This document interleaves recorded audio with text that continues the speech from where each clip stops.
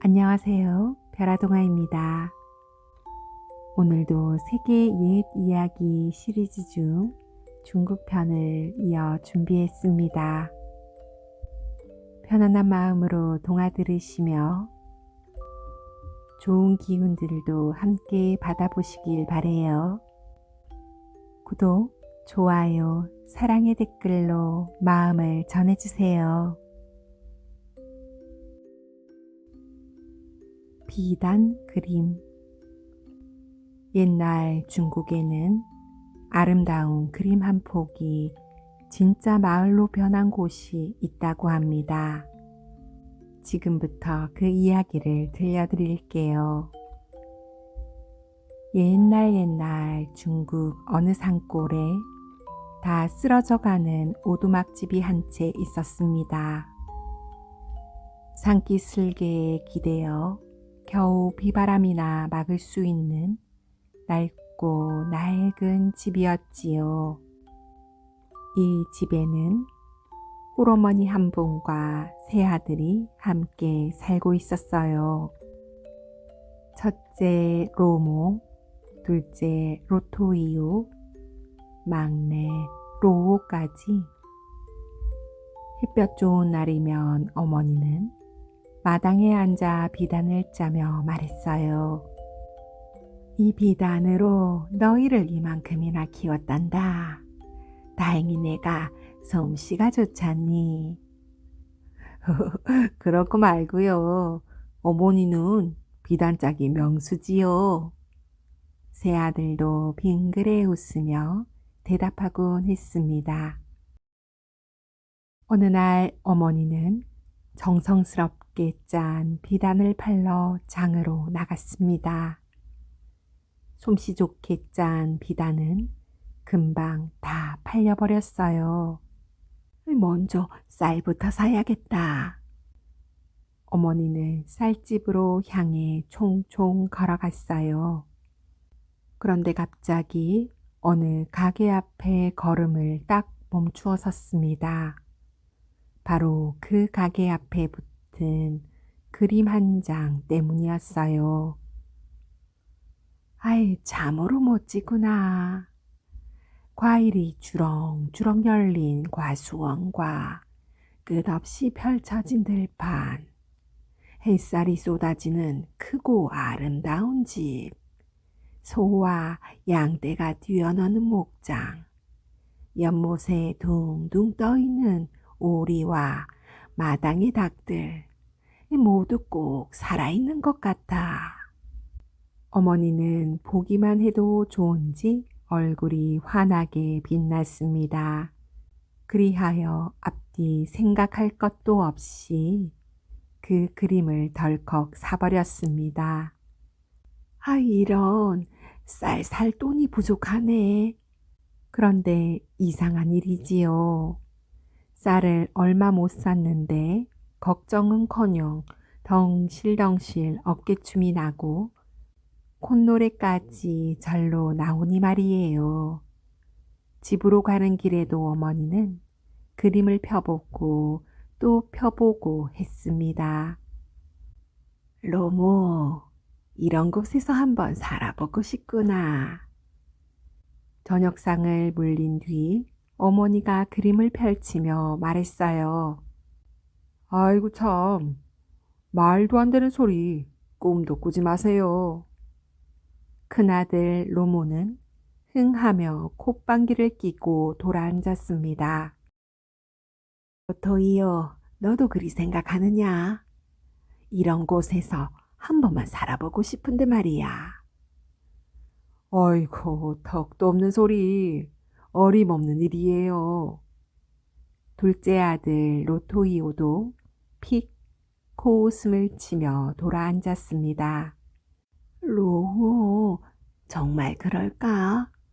좋은 방법이 없을까? 어머니는 한숨을 쉬며 슬픈 표정으로 막내 아들 로호를 바라보았어요. 어머니, 이 그림을 커다란 비단에 짜놓으면 어떨까요? 그럼 꼭 그 속에서 살고 있는 기분이 들지 않겠어요? 마음 착한 로우가 눈을 반짝이며 말했어요. 어머니는 곧 색시를 사다 배틀에 걸고 비단 그림을 짜기 시작했습니다. 하루 이틀 사흘, 한 달, 두 달, 석 달, 하루도 쉬지 않고 그림 속 광경을 흥얼흥얼 노래하며 일을 했습니다. 과일이 주렁주렁 열린 가수원과 끝없이 펼쳐진 들판. 그러면 큰아들 로모와 둘째 아들 로토이오는 귀를 막으며 화를 내기 일쑤였어요. 아유, 어머니, 제발 좀 그만하세요. 아무 쓸데도 없는 걸 붙잡고 왜 그러세요? 하지만 막내 아들 로우만은 언제나 어머니 편을 들었습니다. 어머니가 좋아하시는 일이에요. 하시는 대로 좀 그냥 놔둡시다. 어머니는 그런 막내 아들이 고마워 더욱 열심히 비단 그림을 짰습니다.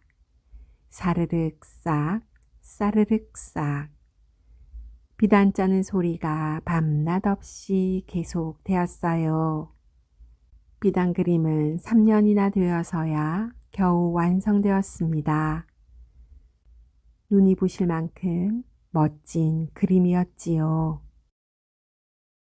와, 정말 멋진데 아름다워.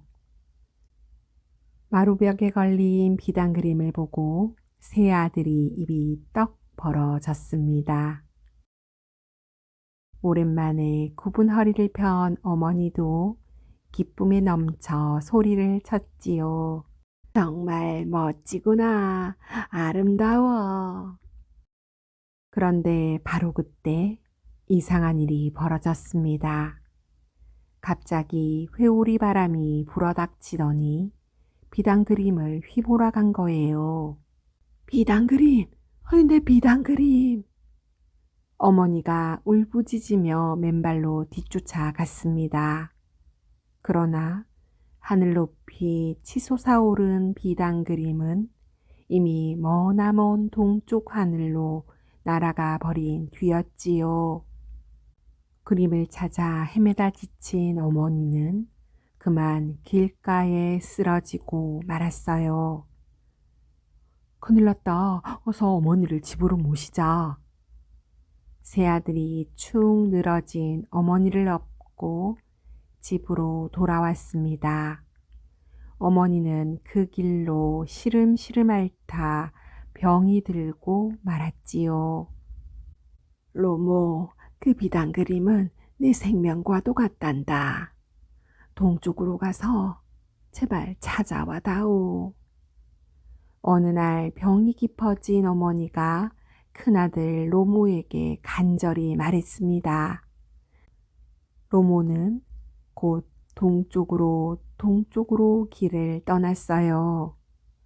한 달쯤 걸었을까요? 큰 산 밑에 돌로 지은 집과 돌로 만들어진 말이 나타났습니다. 그런데 세이 보니 머리가 하얗게 센 웬 할머니가 문 앞에 웅크리고 앉아 있었습니다. 할머니, 혹시 비단 그림 날아가는 것 못 보셨나요?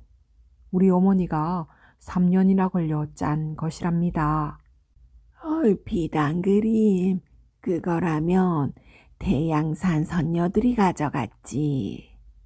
그 그림을 본떠서 자기들도 똑같은 비단 그림을 짤 거라고 했단다. 할머니가 대답했습니다. 정말요?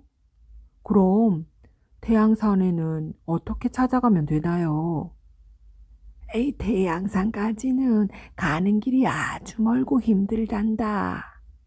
돌로 된 저 말을 타고 불의 산을 넘어야 하지. 그런데 아무리 뜨거워도 절대 뜨겁다는 말을 하면은 안 돼.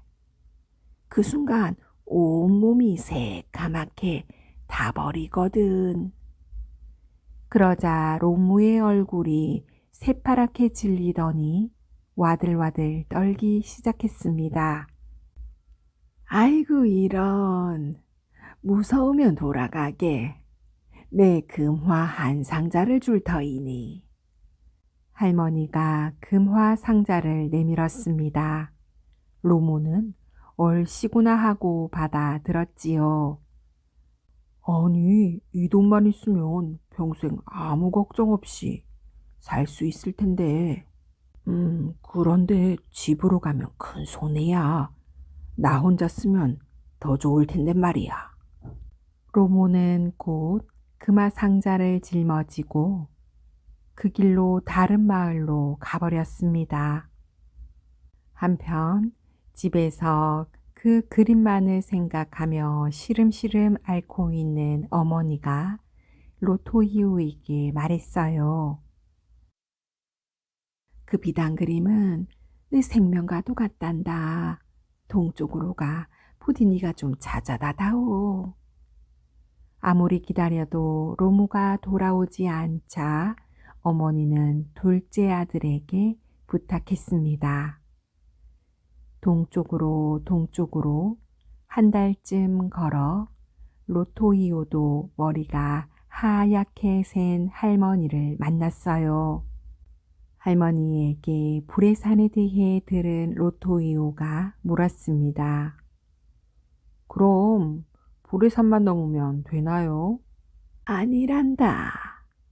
얼음 바다도 건너야 해. 하지만 거기서도 춥다고 떨면 안 되지. 조금이라도 떨면 바다 밑으로 쑥 빠져버리거든. 그러자 로토이오도 새파랗게 질리더니 와들와들 떨기 시작했습니다. 아이고 이런, 떨고 있구먼. 무서우면 돌아가. 너의 형처럼 너에게도 금화 한 상자를 줄 터이니. 할머니가 금화 상자를 내밀었어요. 로토이오도 얼씨구나 하고 받아들었지요. 형이 집에 돌아오지 않은 까닭을 알았군. 혼자 잘 먹고 잘 살겠다 이거지. 나도 혼자 다 써버려야겠다. 로토이오도 곧 금화 상자를 짊어지고 다른 마을로 가버렸습니다. 기다리고 기다려도 두 아들은 돌아오지 않았어요. 어머니는 기다림에 지쳐 날마다 울었지요. 말을 새 없이 흘러내리는 눈물로 그만 두 눈까지 멀고 말았습니다. 어머니, 제가 갈게요. 제가 가서 비단 그림을 찾아오겠어요. 보다 못한 막내 로우가 말했습니다. 아이, 정말 고맙구나. 부디 조심히 다녀오너라. 이웃 사람들이 돌봐줄 터이니 이 어미 걱정은 말고. 로우도 동쪽으로 달리고 달려 보름 만에 큰 산밑 돌집 앞에 도착했습니다. 머리가 하얗게 센 할머니를 보았지요. 할머니는 로우에게 형들에게 해줬던 이야기를 똑같이 들려주었어요. 그리고는 금화 상자를 내밀었습니다. 자, 너도 네 형들처럼 금화 상자를 메고 돌아갈 것이지. 아니에요, 할머니. 저는 어머니의 비단 그림을 찾아가겠습니다. 어이, 그래. 그렇다면 저 돌말을 타고 가거라. 할머니가 돌로 된 말을 끌어다 주자 로우는 돌말에 올라타고는 힘차게 발을 굴렀습니다. 돌말은 히힝하고 울더니 마구 내달리기 시작했어요. 사흘낮 사흘밤을 달리자 거세게 불을 내뿜는 불의 산이 나타났습니다. 로우 로우는 두 눈을 질끈 감고 말등에 납작 엎드린 채 귀에 대고 소리쳤어요. 자, 불의 산이다. 용감한 마라. 뚫고 나가거라. 활활 불덩이가 이글거리며 온몸을 불사르려는 듯 마구 달려들었습니다. 돌말은 히힝하며 힘차게 울어대며 시뻘건 불길을 뚫고 나아갔지요. 로우도 숨 한 번 쉬지 않고 뜨거운 불길을 꾹 참아냈습니다. 겨우 불의 산을 넘고 한숨을 돌리자 이번에는 얼음 바다가 나타났어요.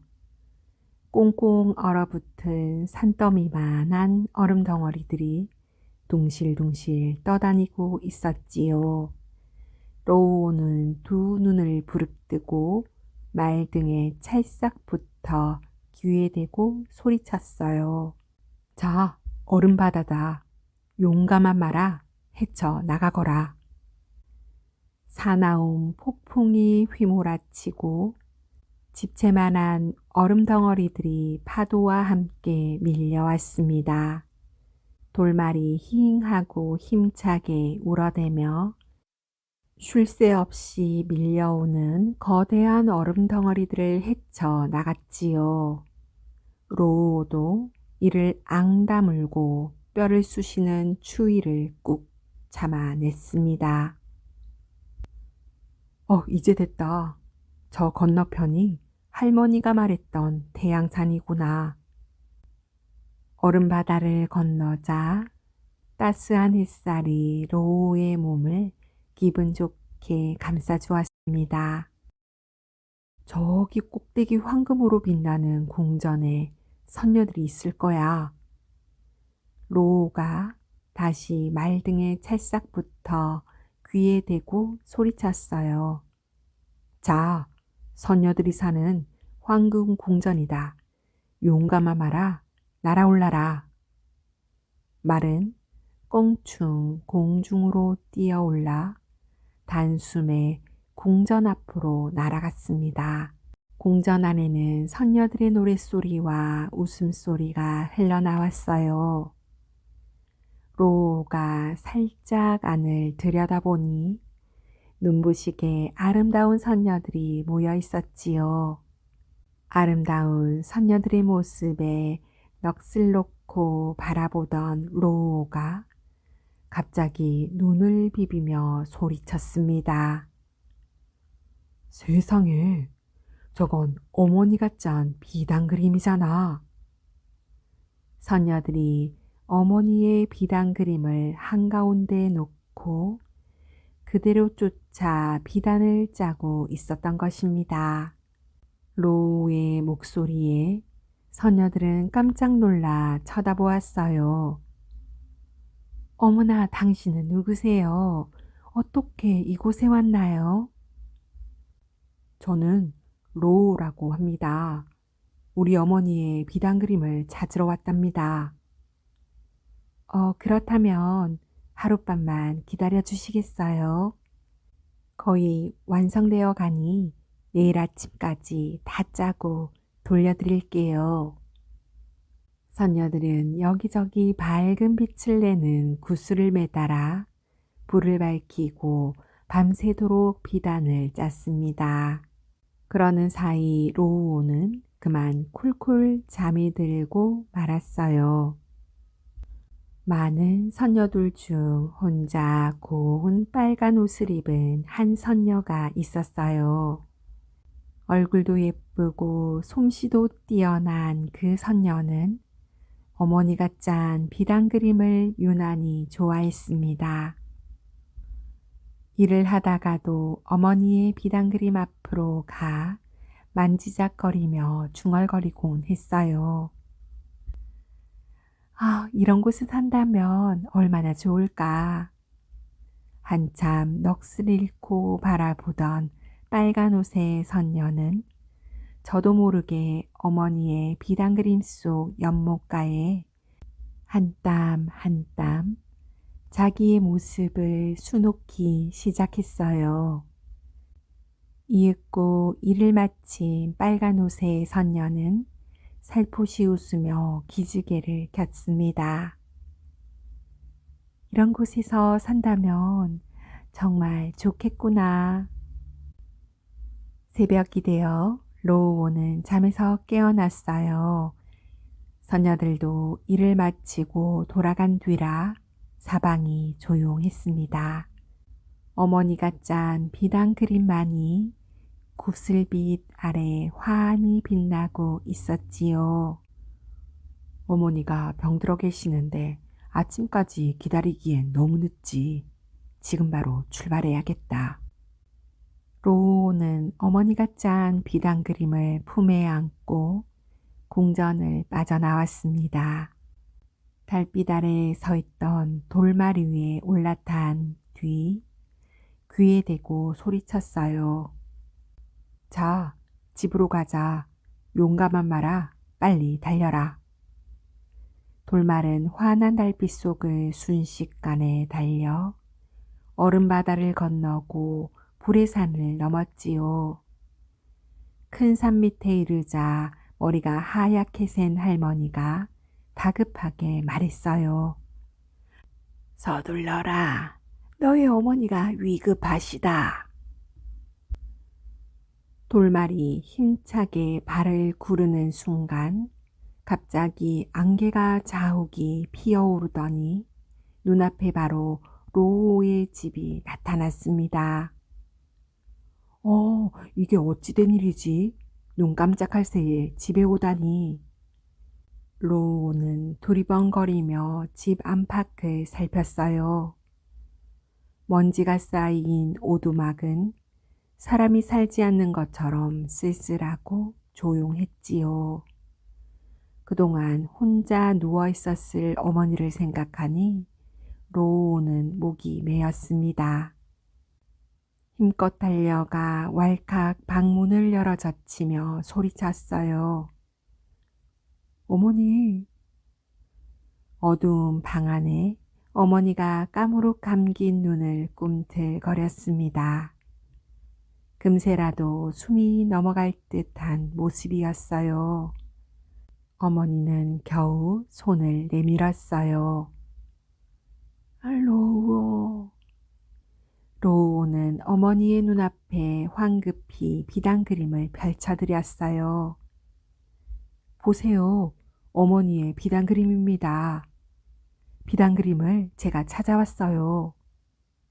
그러자 어머니가 지금껏 감고 있었던 두 눈을 번쩍 떴습니다. 어머니는 떨리는 손을 내밀며 비단 그림을 찬찬히 살폈습니다. 자세히 보고 싶구나. 밝은 밖으로 나가보자. 어머니를 모시고 밖으로 나온 로우오는 비단 그림을 바닥에 놓고 조심조심 펼쳤습니다. 그때 어디선가 향기로운 바람이 솔솔 불어왔어요. 바로 그때 이상한 일이 벌어졌어요. 글쎄 비단 그림이 꿈틀꿈틀 살아 움직이면서 점점 넓게 퍼져가는 것이었습니다. 아니 이게 무슨 일이지? 마침내 비단 그림은 마당을 넘고 산기슭을 지나 온 마을에 가득 퍼져 나갔습니다. 어느새 낡고 초라한 오두막집도 사라져버리고 사방은 온통 비단에 짜여진 그림 그대로였어요. 로우와 어머니는 비단 그림 속에 크고 아름다운 집 문 앞에 서 있었습니다. 로우, 여기는 비단 그림 마을이구나. 내가 그토록 살고 싶어 했던 그곳이야. 아들의 손을 잡고 집 앞을 둘러보던 어머니는 기쁨에 눈물을 흘리며 속삭였습니다. 놀란 마음을 가라앉힌 로우도 빙긋 웃으며 어머니의 눈물을 닦아드렸어요. 아이, 얘야, 저기 연못가를 좀 보아. 웬 빨간 옷을 입은 아가씨가 서 있구나. 로우는 누굴까 싶어 어머니를 거들어 천천히 연못가로 가보았습니다. 아름다운 아가씨, 당신은 누구시지요? 연못가를 산책하던 빨간 옷을 입은 아가씨가 생긋 웃으며 인사했어요. 로우님, 저 모르시겠어요? 저는 태양산에 살던 선녀랍니다. 어머니의 비단 그림에 스스로의 제 모습을 수놓았던 바로 그 선녀였던 것이지요. 어머니는 빨간 옷을 입은 선녀가 무척 마음에 들었답니다. 그래서 무심결에 혼잣말을 했어요. 아이, 내 착한 아들 로우와 결혼해주면 얼마나 좋을까. 그 말에 로우와 빨간 옷의 선녀는 싫지 않은 듯 얼굴을 붉히며 서로 웃음을 지어 보였어요. 어느 따뜻한 봄날 비단그린 마을에는 로우의 결혼잔치가 열렸습니다. 아이고, 참 잘됐지. 로우가 어여쁜 선녀와 결혼을 한다네. 마음씨 고운 어머니가 불러들여 함께 살고 있는 가난한 마을 사람들과 초대를 받아온 이웃 마을 사람들까지 진심으로 기뻐해 주었어요. 그런데 아까부터 집 앞을 기웃거리는 두 거지가 있었습니다. 할머니에게 받은 금화 상자를 챙기고 도망친 그 형들이었지요. 할머니에게 받은 금화를 혼자서 쓰기 위해 다른 마을로 갔다가 강도를 만나 금화 상자를 몽땅 빼앗기고는 빈 털터리가 되어 돌아온 것이지요. 담 너머 결혼식을 지켜보던 로모와 로토이오는 너무나 부끄러웠답니다. 어머니와 동생도 모른 체하고 욕심을 부렸으니 정말 얼굴을 들 수가 없구나. 뒤늦게 잘못을 뉘우친 두 사람은 그 길로 멀리 멀리 도망을 쳤답니다. 그 후로는 그 형들을 더 이상 볼 수는 없었다고 합니다. 바위를 체포하라. 옛날 중국 어느 마을에 기름장수 한 사람이 살았습니다. 이 기름장수는 아주 부지런했지요. 아침 일찍부터 저녁 늦게까지 이 마을 저 마을을 돌아다니며 열심히 기름을 팔았거든요. 하지만 돈을 많이 벌지는 못했어요. 식구가 많아 겨우 입에 풀칠이나 하고 있을 정도였습니다. 하루는 기름 장수가 어느 마을에 가 기름을 팔고 있었어요. 기름 사세요. 기름 사세요. 명절이 가까워서인지 장사는 아주 잘 되었습니다. 기름 장수는 가져간 기름을 모두 팔아 200냥이나 벌었지요. 신난다. 날마다 이렇게 장사가 잘 되면 얼마나 좋을까. 기름 장수는 마을 어귀의 바위 옆에 걸터 앉았습니다. 그리고는 신나게 돈을 세고 바구니에 넣었지요. 그리고는 바구니를 곁에 내려놓고 잠깐 쉬어가기로 했답니다. 하루 종일 장사를 하느라 몹시 피곤했거든요. 기름 장수는 바위에 기대어 꾸벅꾸벅 졸다 어느새 코를 골며 잠이 들었습니다. 얼마나 지났을까요? 기름장수가 잠에서 깨어났습니다. 내가 깜빡 잠이 들었나 보군. 식구들이 기다릴 테니 어서 집으로 돌아가야겠다. 기름장수는 벌떡 일어나 바구니를 챙기려다가 소스라치게 놀랐습니다. 글쎄, 바구니 안에 넣어둔 돈이 감쪽같이 사라진 거예요. 내 돈. 내 돈 200냥이 도대체 어디 갔지? 기름장수는 눈앞이 캄캄해졌습니다. 허둥지둥 주위를 살펴보았지만 돈은 한 푼도 떨어져 있지 않았어요. 아니, 이거 큰일 났네. 기름판 돈을 몽땅 잃어버렸으니 앞으로 뭘 먹고 사나. 기름장수는 울음을 터뜨리며 바닥에 털썩 주저앉고 말았습니다. 그러자 지나가던 사람들이 하나둘 기름장수 주위로 모여들었어요. 아이, 왜 울고 계시오? 다 큰 양반이 어린아이처럼. 돈을 잃어버렸어요. 기름장수는 눈물을 글썽이며 대답했습니다. 아이 참, 그거 안 됐구려.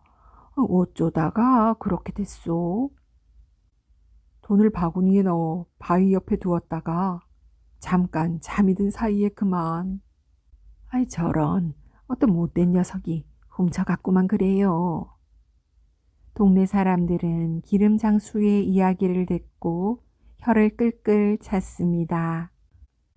그런 일이라면 광가에 달려가야지요. 도둑을 잡아달라고 부탁을 해봐요. 네, 맞습니다. 우리 마을 원님이 잘 해결해 주실 거예요. 아유, 호랑이도 제 말하면 온다더니 저기 원님이 오시네 그려. 어디선가 원님이 포졸들을 거느리고 나타나자 동네 사람들은 머리를 조아렸습니다. 원님은 기름장수를 빙 둘러싸고 있는 사람들에게 물었지요. 아니, 무슨 일이기에 이리 사람들이 몰려들었는가? 이 사람이 돈을 잃어버렸다고 합니다. 동네 사람들의 말에 원님은 기름장수를 쳐다보았습니다. 기름장수는 울먹이는 목소리로 원님에게 말했어요. 원님, 제발 도둑 맞은 돈을 좀 찾아주십시오. 그 돈이 없으면 우리 식구들은 모두 굶어 죽습니다. 기름장수가 자신의 처지를 털어놓자 원님은 고개를 끄덕였어요. 사정이 딱하게 되었구나. 걱정 말아라. 내가 찾아주마. 원님은 눈을 지그시 감고 생각에 잠겼습니다. 고개를 갸웃거리며 국리를 거듭했지요. 원님은 아무리 어려운 사건도 거뜬히 해결하는 재판관으로 소문나 있었습니다. 어찌나 판결을 잘하는지 살아있는 염라대왕이라고 불릴 정도였지요. 동네 사람들은 원님을 힐끔힐끔 보며 수군거렸습니다. 과연 우리 원님이 돈을 찾을 수 있을까? 아무리 훌륭한 재판관이라지만 이번 사건은 해결하기 힘들걸. 맞아. 귀신도 모르게 훔쳐간 돈을 무슨 수로 찾겠어. 헤헤이, 모르는 소리. 우리 원님은 반드시 돈을 찾을 테니 두고 보아. 동네 사람들은 의견이 반으로 갈려 옥신각신했어요. 한참 뒤 원님은 눈을 번쩍 뜨며 기름장수에게 물었어요. 그래, 돈이 든 바구니를 이 바위 위에 놓고 잠이 들었단 말이지. 예, 그렇습니다. 그때 주위에 사람이 있었느냐? 아무도 없었습니다. 그렇다면 잠은 얼마나 잤느냐? 그저 잠깐 졸았을 뿐입니다. 잠깐이라 하면 아무리 걸음이 빨라도 멀리 달아나지 못했을 테고 주위에 아무도 없었다 하니 도둑은 바로 저 바위가 틀림없다. 원님은 곧바로 포졸들에게 명령을 내렸어요. 여봐라, 당장 저 바위를 체포하라. 혹시 달아날지 모르니 밧줄로 꽁꽁 묶어 광가로 끌고 가라. 원님의 명령에 사람들은 놀라 눈이 휘둥그레졌습니다. 아이, 뭐라고? 바위를 체포하라고? 원님이 지금 제정신인가? 포졸들도 어처구니가 없기는 마찬가지였습니다. 그저 서로의 얼굴을 빤히 쳐다보기만 했지요. 그러자 원님은 포졸들을 노려보며 벼락같이 소리를 질렀습니다. 무엇들 하느냐? 바위를 붙잡아 강가로 끌고 가지 않고. 포졸들은 그제야 바위에 달려들어 힘겹게 밧줄로 꽁꽁 묶었어요. 원님이 앞장서자 포졸들이 그 뒤를 따랐습니다. 포졸들은 낑낑거리며 바위를 광가로 끌고 갔지요. 오래 살다 보니 별 희한한 일도 다 있구먼. 그러게 말이에요. 사람도 아닌 바위를 놓고 재판을 하려 하니. 원님은 바위가 돈을 훔쳤다고 생각하나 보지? 그런가 봐요. 어쨌든 재미있는 구경거리가 생겼지 뭐예요. 원님이 바위를 체포해 재판한다는 소문은 금세 온 마을에 쫙 퍼졌습니다. 사람들은 재판을 구경하려고 너도 나도 광가에 몰려들었어요. 잠시 뒤 강가에 도착한 포졸들은 바위를 마당 한가운데 놓았습니다. 그리고 곧 재판이 시작되었어요. 네 이놈, 바위. 너는 기름장수가 잠든 사이 바구니에 들어있던 돈을 훔쳐갔지. 바른대로 말하렸다. 원님은 위엄있게 바위에게 호령쳤습니다. 하지만 바위가 어떻게 말을 하겠어요? 아무래도 원님이 미쳤나 봐요. 바위가 사람으로 보이나? 구경꾼들은 웃음을 참을 수 없어 킥킥거렸습니다. 어찌하여 말이 없느냐? 네 이놈, 매를 맞아야 정신을 차리겠구나. 원님은 화가 나서 더욱 큰 목소리로 명령했습니다. 여봐라, 저놈이 입을 열 때까지 곤장을 쳐라. 포졸들은 곤장을 들고 우르르르 달려들었습니다. 그리고 바위를 마구 치기 시작했지요. 철썩철썩. 원님은 눈을 부릅뜨고 또 큰 소리로 외쳤어요. 저놈이 그래도 입을 열지 않는구나. 더 힘껏 쳐라, 어서. 그런데 바위를 곤장으로 치니 어떻게 되겠어요? 당연히 곤장이 뚝 부러져 버렸습니다. 새 곤장을 가져와라. 계속 쳐라. 원님의 불같은 명령에 포졸들은 다시 새 곤장을 가져와 사정없이 쳐댔습니다. 그렇지만 새 곤장도 이내 뚝 부러져 버렸어요. 구경꾼들은 그 꼴이 우스워 배꼽을 잡고 웃어댔습니다. 이때 원님이 벌떡 일어나 구경꾼들을 향해 호통을 치는 것이었어요. 뭐 하는 짓들이냐? 엄숙한 재판을 보고. 여봐라, 저자들을 모조리 잡아 가두어라. 원님의 말에 사람들은 깜짝 놀라 새파랗게 질렸답니다. 아이, 원님, 저희들이 잘못했습니다. 한 번만 용서해 주십시오. 다시는 웃지 않겠습니다. 이번만 봐주십시오.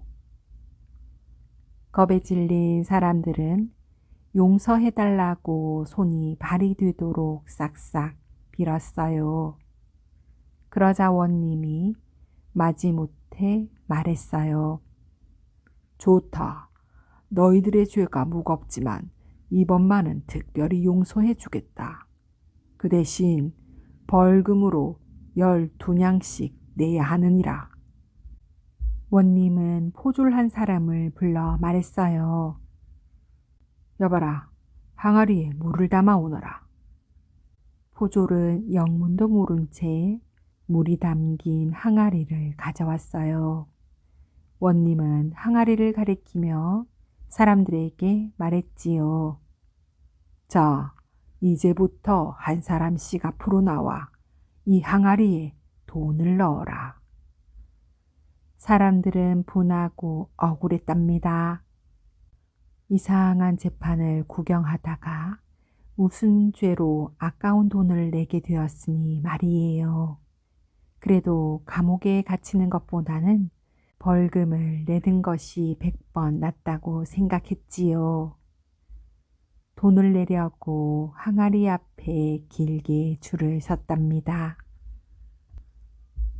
첫 번째 사람이 돈을 꺼내 항아리 속에 넣었어요. 퐁당. 돈은 금세 바닥에 가라앉았지요. 두 번째, 세 번째, 네 번째, 사람들은 차례차례 항아리에 벌금을 넣었습니다. 원님은 그 앞에서 날카로운 눈빛으로 항아리를 들여다 보았지요. 그런데 10번째 사람이 돈을 넣었을 때였어요. 이상하게도 물 위에 기름이 동동 뜨는 게 아니겠어요? 그 순간 원님이 소리를 버럭 지르는 것이었습니다. 저놈을 붙잡아라. 기름 장수의 돈을 훔친 도둑이다. 원님의 명령이 떨어지기 무섭게 포졸들이 그 남자에게 달려들었습니다. 포졸들은 허겁지겁 도망치려는 남자를 잽싸게 붙잡았습니다. 그리고는 꽁꽁 묶어 원님 앞에 꿇어 앉혔지요. 그자의 몸을 뒤져보아라. 포졸들은 남자의 몸을 샅샅이 뒤졌습니다. 그랬더니 허리춤에서 기름 묻은 돈이 나오지 않겠어요. 기름 장수가 기름 묻은 손으로 받은 돈이니 돈에 기름이 묻어 있었던 것입니다. 원님은 기름 장수의 돈을 물에 넣으면 기름이 둥둥 뜰 것을 알고는 이런 수를 쓴 것입니다. 도둑이 가지고 있던 나머지 돈과 항아리에 넣은 12냥을 합치니 꼭 200냥이 되었어요. 원님은 그 돈을 기름 장수에게 돌려주었답니다. 돈을 찾아 다행이구나. 앞으로 잘 간수하도록 해라. 예, 명심하겠습니다.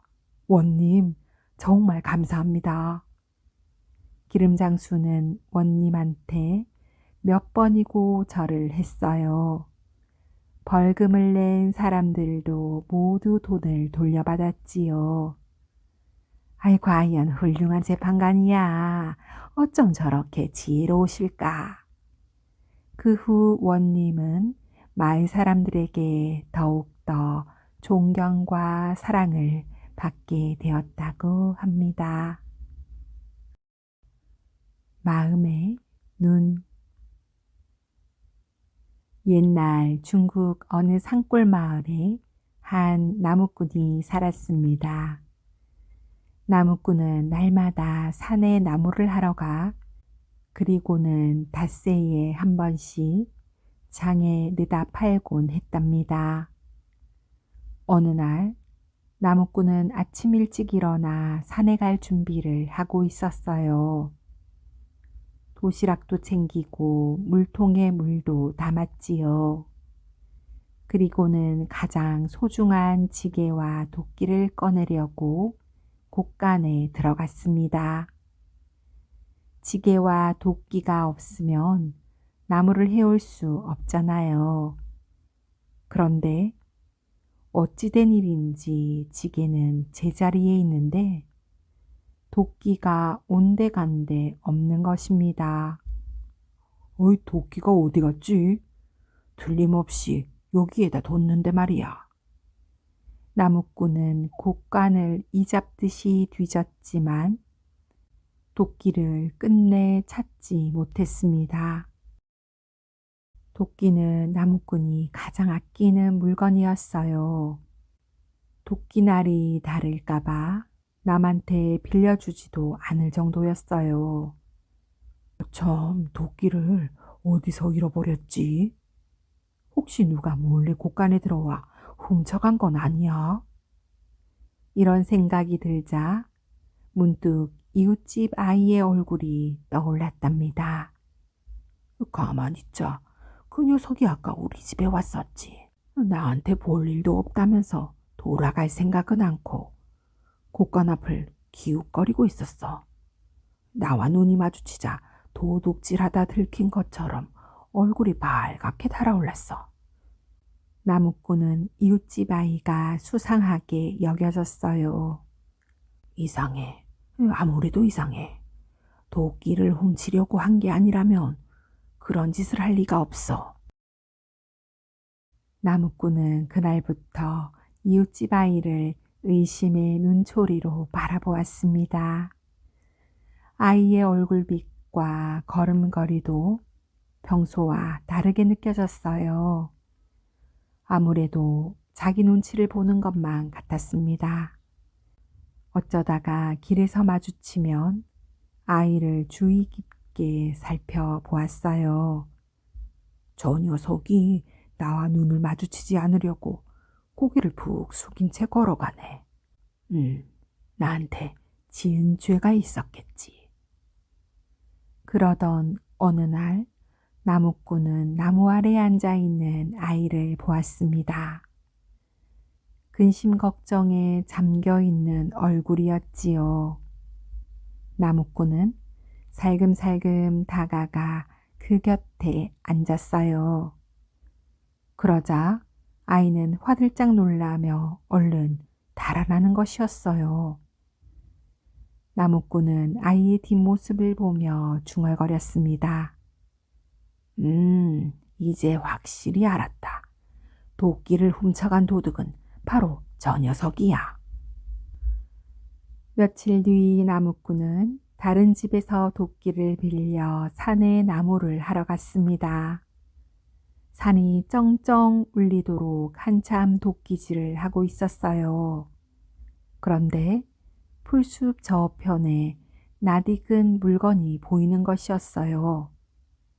그것은 바로 잃어버린 줄 알았던 자신의 도끼였지요. 언젠가 산에서 나무를 하다가 그냥 두고 내려왔나 봐요. 아유, 이런, 내가 아무 잘못 없는 아이를 의심했구나. 나무꾼은 미안한 마음이 들었답니다. 집으로 돌아오는 길에 나무꾼은 이웃집 아이를 보았어요. 그런데 의심이 풀린 눈으로 보니 도끼를 훔칠 아이로 보이지는 않는 거예요. 얼굴빛과 걸음걸이도 예전 그대로 편안해 보였습니다. 아우, 내 눈에 뭐가 씌었나 보다. 어쩜 저렇게 달라 보이지? 나무꾼은 고개를 갸웃거리며 집으로 갔습니다. 아이가 달라 보이는 것은 나무꾼이 아이를 의심의 눈으로 보다가 믿음의 눈으로 보았기 때문이지요. 마음먹기에 따라 같은 사람도 이렇게 달라 보이니 마음의 눈이 얼마나 중요한지를 다시 한번 깨닫게 되었답니다.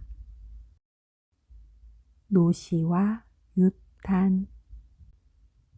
옛날 중국 어느 마을에 노시라는 젊은이가 살았습니다. 노시는 어찌나 활을 잘 쏘는지 날아가는 새도 척척 맞힐 정도였어요. 또 아주 용감하고 날래서 아무리 험한 사냥터에서도 늘 앞장서서 무리를 이끌었답니다. 아마 이 세상에 자네처럼 훌륭한 사냥꾼은 없을 거야. 사람들이 칭찬했지만 노시는 언제나 공손하게 대답했어요. 아닙니다. 뭘요. 저는 그저 열심히 노력할 뿐인걸요. 그 처녀는 천을 잘 짜기로 동네방네 소문이 자자했습니다. 알록달록 실을 자 꽃무늬 옷감을 만들면 어찌나 진짜 같은지 여기저기에서 벌과 나비들이 달려들 정도였거든요. 아유, 여기 이것 좀 보게. 새가 금방이라도 푸드덕 날아가 버릴 것만 같구려. 사람들이 칭찬했지만 유탄도 늘 공손하게 대답했어요. 아, 뭘요. 저는 그저 어머니께서 가르쳐 주신 대로 열심히 따라할 뿐인걸요. 노시와 유타는 이미 오래전부터 서로 좋아하는 사이였습니다. 두 사람이 결혼하면 우리 마을에서 제일 잘 어울리는 한 쌍이 될 거야. 둘 다 마음씨가 착해. 아들, 딸을 낳아도 훌륭하게 키울 걸세. 마을 사람들은 노시와 유탄을 보고 틀림없이 좋은 부부가 될 거라고 장담했습니다. 딱 한 사람, 못된 마음씨를 가진 오야라는 사람만 빼고 말이에요. 오야는 마을에서 제일 가는 부자였습니다. 그러나 그는 자신이 땅 주인이라고 거들먹거리며 다른 사람들을 괴롭히기 일쑤였어요. 오야는 유탄의 예쁜 얼굴을 보고 이렇게 마음먹었습니다. 그따위 노시 녀석에게 유탄을 빼앗길 수 없어. 마을 최고의 미인이라면 나처럼 최고 부자랑 결혼해야지. 오야는 유탄의 부모님에게 강제로 예물을 주고 유탄과 결혼해달라고 억지를 부렸어요. 만약 그렇게 해주지 않으면 당신네 땅을 모두 빼앗아 버릴 거요. 오야가 이렇게 으름장을 놓으니 유탄의 부모님도 어쩔 수가 없었습니다. 유탄아, 우리를 봐서라도 제발 오야님과 결혼하렴. 부모님이 이렇게 사정했지만 유탄은 살래살래 고개를 저었어요. 아무리 그래도 유탄은 노시를 좋아하고 노시 또한 유탄을 좋아하는 걸요. 두 사람은 밤마다 몰래 뒷산 꼭대기 소나무 아래에서 만나 오순도순 이야기를 나누었습니다. 둘은 어떤 일이 있어도 절대 헤어지지 말자고 굳게 맹세했어요. 그러던 어느 날 노시가 아주 먼 곳으로 사냥을 떠났습니다. 옳지, 잘 됐구나. 바로 이때야. 평소 노시의 활 솜씨를 두려워하던 오야는 좋은 기회가 왔다고 생각하고는 유탄의 집에 심부름꾼들을 보냈습니다.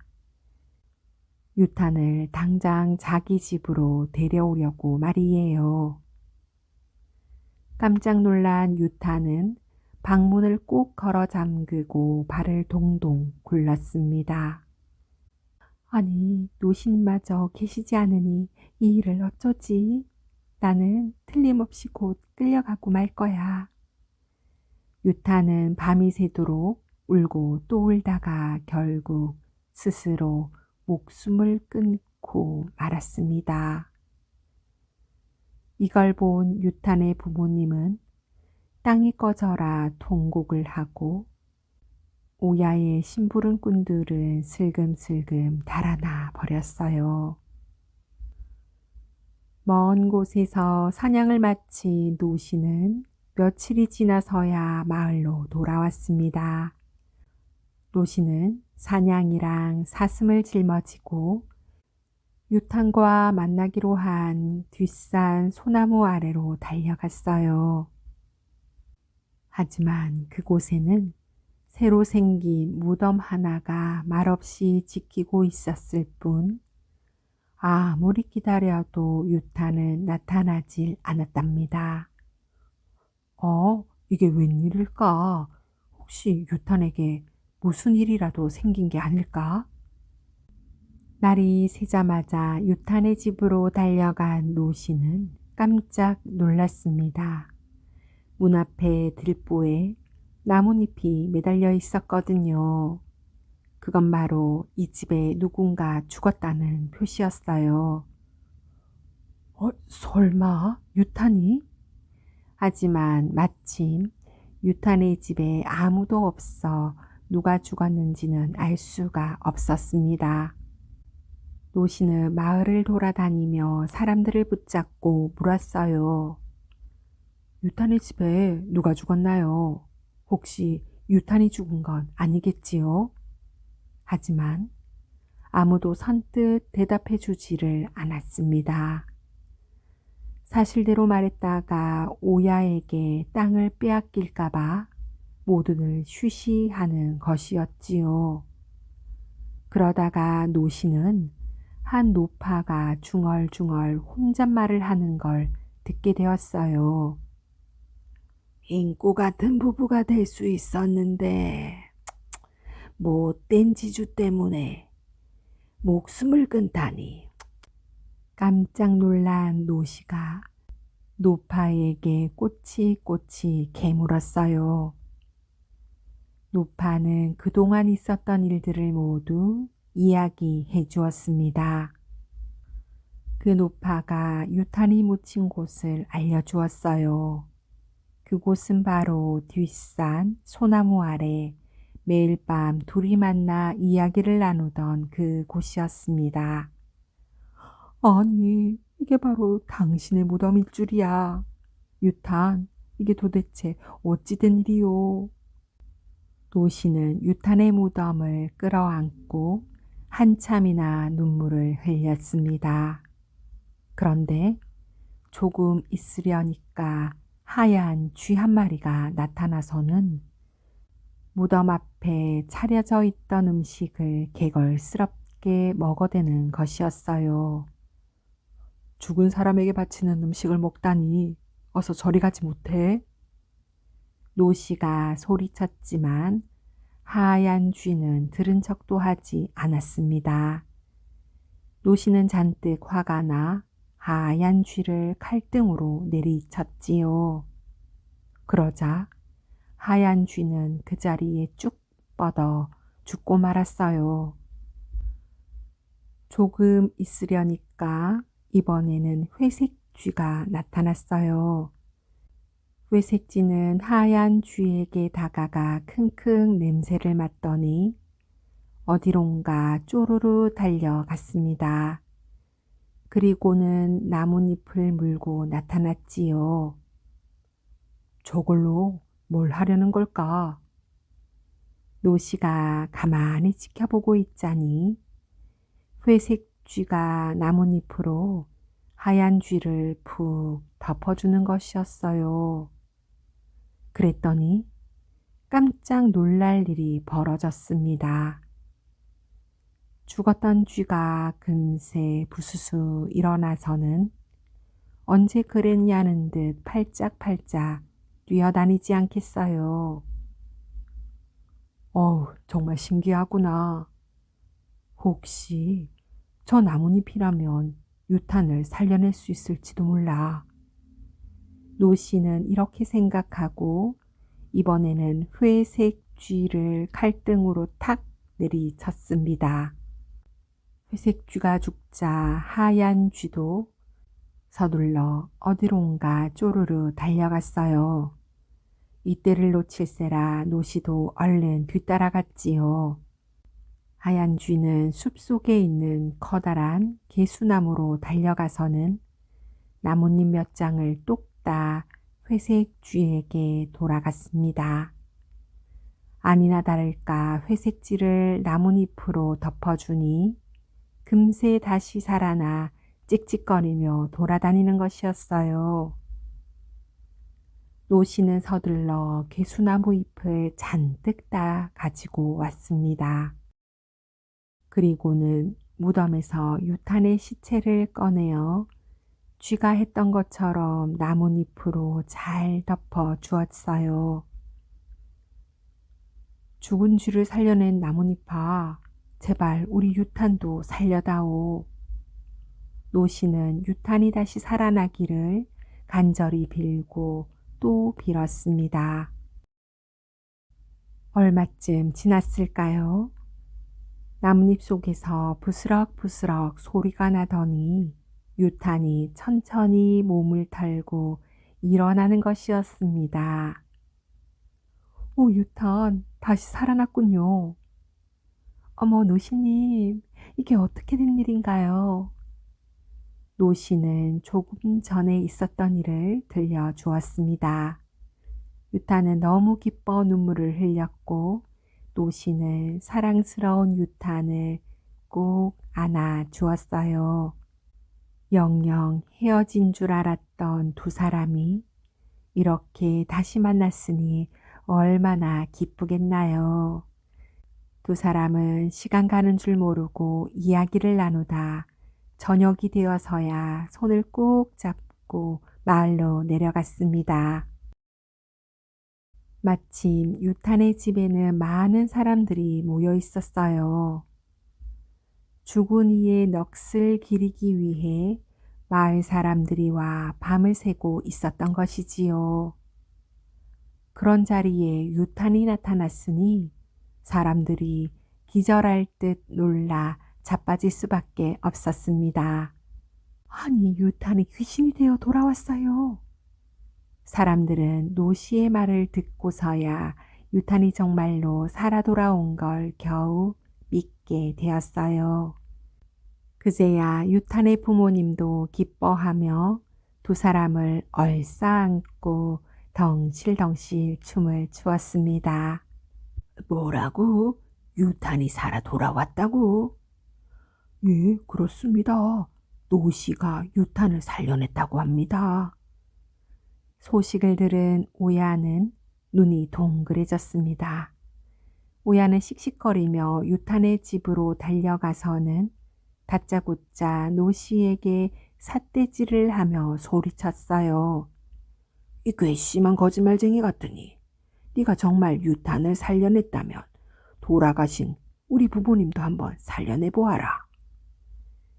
오야는 까마득히 오래전에 돌아가신 제 부모님을 살려내라며 억지를 부렸습니다. 그러자 마을 사람들도 더 이상 참을 수 없었습니다. 아이, 괘씸한 건 바로 당신이요. 맞는 말입니다. 당신 때문에 유탄이 죽었던 거예요. 그러면서 노 씨와 유탄이 결혼을 하게 내버려 두라고 목소리를 모았습니다. 오야는 화가 나 얼굴이 불그락 푸르락 몸이 부들부들 떨렸습니다. 더 이상 못 참겠다. 유탄, 너는 나와 함께 가야겠다. 오야는 유탄에게 덥석 달려들어 막무가내로 잡아 끌었습니다. 노 씨와 마을 사람들이 막으려고 했지만 오야의 부하들 때문에 어떻게 손을 쓸 도리가 없었어요. 노시님, 도와줘요. 살려줘요. 이렇게 소리치는 유탄을 보고 마을 사람들이 단호하게 말했어요. 노시, 어서 활을 쏘게, 어서. 마침내 노시는 오야를 향해 활을 겨누었습니다. 오야는 벌써 마을 밖으로 사라지고 있었지만 화살은 윙 하고 날아가 오야의 등에 정확하게 꽂혔어요. 그리하여 못된 오야가 없어졌으니 이제 마을 사람들은 마음 편하게 살 수 있게 되었어요. 그리고 노시와 유타는 마을 사람들이 보는 앞에서 화려하게 잔치를 열고 혼인을 했습니다. 이렇게 해서 둘은 부부가 되었어요. 노시는 전처럼 사냥을 다니고 유타는 아름다운 배를 짜며 행복하게 살았습니다. 하지만 노시는 한 가지 일을 더 해야만 했어요. 아이고, 우리 아내를 좀 살려주시오. 우리 아버님을 좀 살려주십시오. 마을 사람들은 누가 죽기라도 하면 곧 노시를 찾아와 살려달라고 부탁을 했거든요. 마음씨 착한 노시는 그때마다 개수나무 잎을 덮어 사람들을 살려주곤 했다고 합니다. 그렇게 얼마나 세월이 흘렀을까요? 저 높은 하늘에서 염라대왕이 고개를 이리 갸우뚱 저리 갸우뚱 했답니다. 고참 이상하기도 하구나. 눈에 띄게 줄어들었거든요. 염라대왕은 실눈을 뜨고 가만가만 세상을 내려다 보았습니다. 그러다가 노시가 개수나무 잎으로 죽은 사람을 살려내는 것을 보게 된 것이에요. 이런, 저 개수나무가 사람을 살려낸다는 걸 어찌 알았을꼬? 염라대왕은 걱정이 이만저만이 아니었어요. 이러다 저승이 텅텅 비기라도 하면 자기 할 일이 없어질 테니까 말이에요. 여봐라, 당장 저 나무를 뽑아 달나라에 옮겨 심도록 해라. 염라대왕은 불같이 호령을 내렸습니다. 이렇게 해서 신기한 개수나무는 달나라로 옮겨지고 노시는 더 이상 죽은 사람을 살려낼 수 없게 되었어요. 그런데 지금도 가끔 죽었다 살아났다는 사람들의 이야기가 있어요. 그건 아마도 달나라에 가서 개수나무 잎을 덮고 다시 살아온 건 아닐까요?